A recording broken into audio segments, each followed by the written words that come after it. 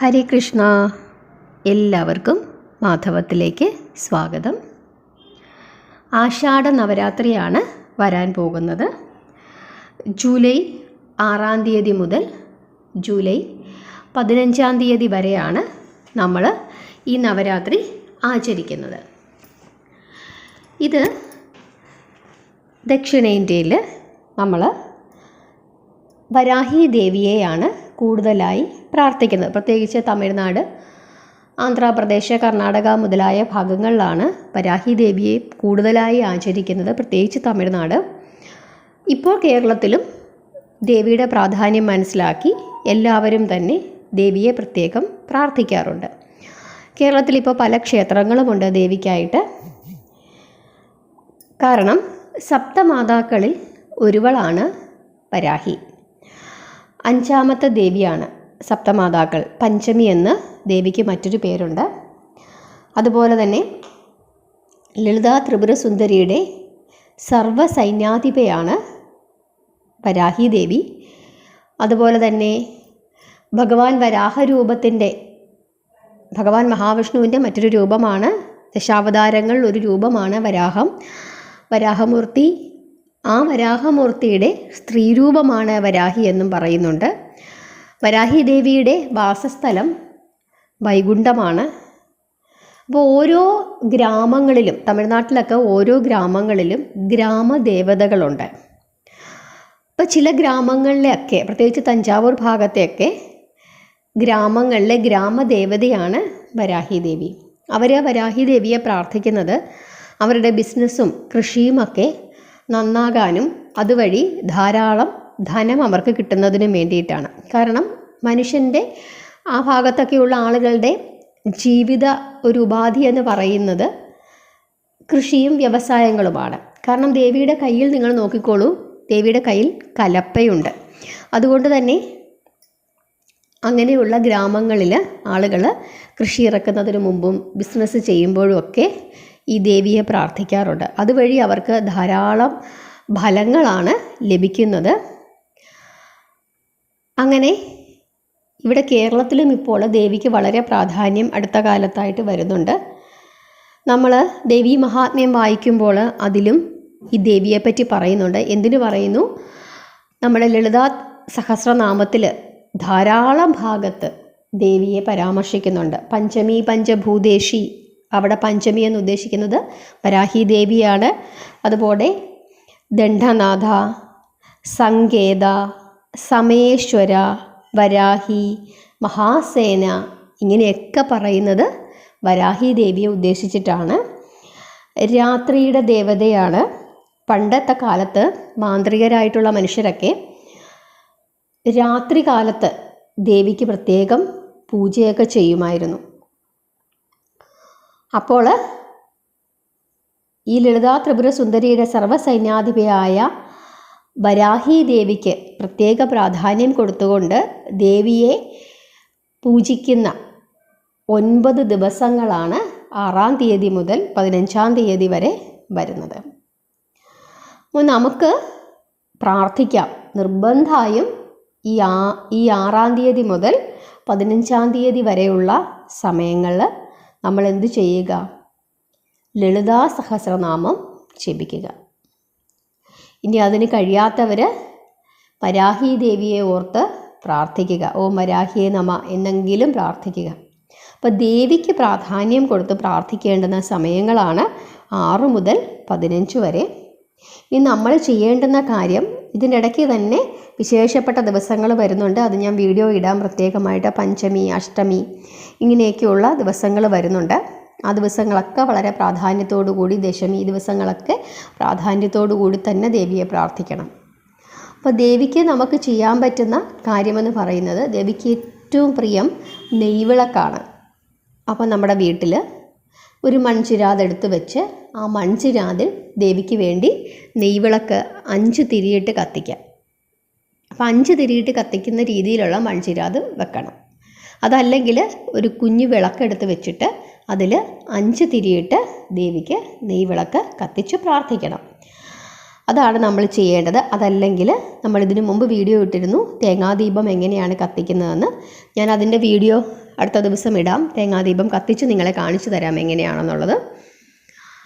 അപ്പോൾ ആ രീതിയിൽ തേങ്ങാദീപം കത്തിച്ച് പ്രാർത്ഥിക്കാം.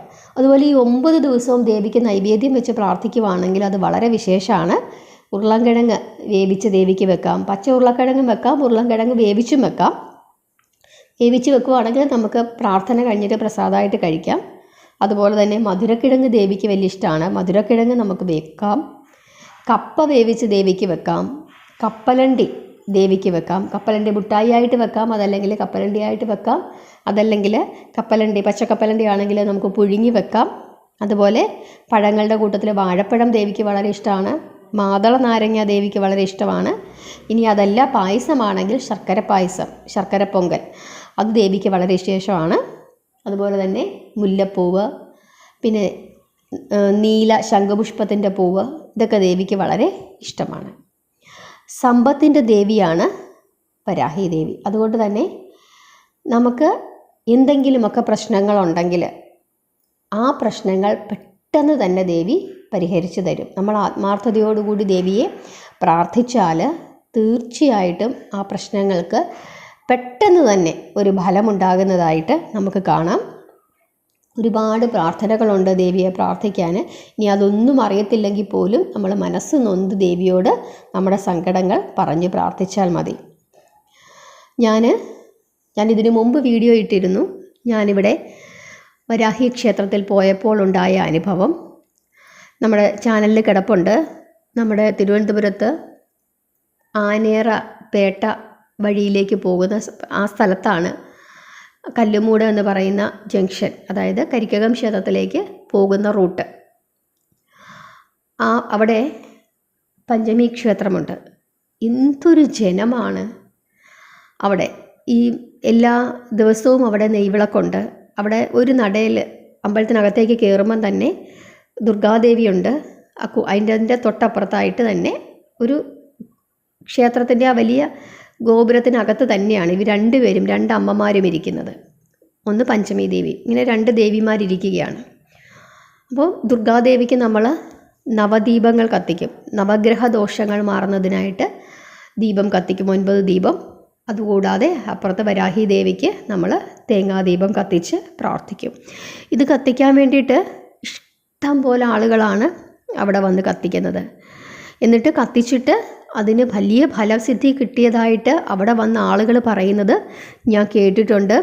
ദൂര സ്ഥലങ്ങളിൽ നിന്ന് വരെ, അതായത് കോഴിക്കോട്, ഇപ്പോൾ തിരുവനന്തപുരത്താണ് ഇത്, കോഴിക്കോട് മലപ്പുറം ഭാഗത്തു നിന്നൊക്കെ ആളുകൾ, ചേർത്തല ആ ഭാഗത്തു നിന്നൊക്കെ ആളുകൾ വന്നിട്ട് അവരുടെ അനുഭവം അവർ പ്രാർത്ഥിച്ചു. ദേവിയോട് വീട്ടിലിരുന്ന് പ്രാർത്ഥിച്ചിട്ട് അതിന് ഫലം കിട്ടി, അതുകൊണ്ട് ഇവിടെ വന്ന് വഴിപാട് ചെയ്യാനായിട്ട് വന്നതാണ് എന്നും പറഞ്ഞ് വന്ന് കരഞ്ഞ് ദേവിയുടെ നടയിൽ നിൽക്കുന്നത് ഞാൻ എൻ്റെ കണ്ണുകൊണ്ട് കണ്ടിട്ടുണ്ട്. അപ്പോൾ അത്രത്തോളം ഫലസിദ്ധി തരുന്ന ഒരു ദേവിയാണ് വരാഹി ദേവി. ക്ഷിപ്രപ്രസാദിനിയും ക്ഷിപ്രകോപിയുമാണ്. അത് നമ്മൾ മനസ്സിലാക്കുക. അതുകൊണ്ട് തന്നെ എല്ലാവരും ഈ ദിവസങ്ങൾ, അതായത് 6-ാം തീയതി മുതൽ 15-ാം തീയതി വരെയുള്ള ദിവസങ്ങളിൽ ലളിതാ സഹസ്രനാമം ജപിക്കുന്നതിനും അതുപോലെ തന്നെ വരാഹി ദേവിയുടെ നാമങ്ങൾ ജപിക്കുന്നതിനും വേണ്ടി സമയം കണ്ടെത്തുക. അത് സന്ധ്യ കഴിഞ്ഞിട്ട് ചെല്ലുവാണെങ്കിൽ വളരെ വിശേഷമാണ്. ദീപം കത്തിച്ച് വെച്ച് പ്രസാദം ദേവിക്ക് എന്തെങ്കിലും ഒന്ന് വെച്ച് അതൊരു സാധനയായിട്ട് ചെയ്യുവാണെങ്കിൽ അതിന് വളരെ ഫലമാണ് ലഭിക്കുന്നത്. കാരണം ഈ 9 ദിവസവും നമ്മൾ വെജിറ്റേറിയൻ ഭക്ഷണങ്ങൾ കഴിച്ച് ഒരു വ്രതം പോലെ എടുത്ത് നമ്മൾ വൈകുന്നേരം, അതിരാവിലെയും, വൈകുന്നേരം ആണെങ്കിൽ നമ്മുടെ സന്ധ്യാപ്രാർത്ഥനകൾക്ക് ശേഷമായാലും മതി, അതല്ലെങ്കിൽ വെളുപ്പിന് അതിരാവിലെയൊക്കെ ഈ ദീപം കത്തിച്ച് ദേവിക്ക് ഒരു പ്രസാദം വെച്ച് ദേവിക്ക് വേണ്ടി സെപ്പറേറ്റ് ആയിട്ട് ഈ വിശേഷങ്ങൾ, അപ്പോൾ ദേവിക്ക് വേണ്ടി നമ്മൾ വെക്കുകയാണ് സാധാരണ വെക്കുന്നതിൽ കൂടാതെ. അങ്ങനെ ദേവിക്ക് വേണ്ടി ഇതുപോലെ എന്തെങ്കിലും പ്രസാദങ്ങളൊക്കെ വെച്ച് എന്തെങ്കിലും ഒരു പഴമെങ്കിലും ദേവിക്ക് വേണ്ടി വെച്ച് പ്രാർത്ഥിച്ചാൽ അതിന് വലിയ ഫലസിദ്ധിയാണ് നമുക്ക് ലഭിക്കുന്നത്. എല്ലാവരും തന്നെ ഈ ദിവസങ്ങളിലെ പ്രാധാന്യം മനസ്സിലാക്കി ഭഗവതിയെ പ്രാർത്ഥിക്കുക. എല്ലാവരെയും ഭഗവാൻ അനുഗ്രഹിക്കട്ടെ. ദേവിയുടെ അനുഗ്രഹം എല്ലാവർക്കും ഉണ്ടാകട്ടെ. ഹരേ കൃഷ്ണ. അതുപോലെ നമ്മുടെ 2ാമത്തെ ചാനൽ, അതിൻ്റെ ലിങ്ക് ഞാൻ ഡിസ്ക്രിപ്ഷൻ ബോക്സിലും അതുപോലെ കമൻറ്റ് ബോക്സിലും പിൻ ചെയ്തിട്ടേക്കാം. കാണാത്തവരുണ്ടെങ്കിൽ അത് പോയി കാണണം. ഫുഡ് റെസിപ്പീസാണ് അതിനകത്തുള്ളത്. വെജിറ്റേറിയൻ ഫുഡ്സാണ്. ഏകാദശി പുഴുക്ക് അതുപോലുള്ള കാര്യങ്ങളൊക്കെ ഉണ്ട്. ഇനി നമുക്ക് നൈവേദ്യമായിട്ട് ഭഗവാനും ദേവിക്കുമൊക്കെ വെക്കുന്ന നൈവേദ്യങ്ങളും സാധാരണ വെജിറ്റേറിയൻ ഫുഡ്സ് ഞാനതിൽ ഉൾപ്പെടുത്താം. എല്ലാവരും അത് കാണുക, സബ്സ്ക്രൈബ് ചെയ്യുക, അഭിപ്രായം പറയുക.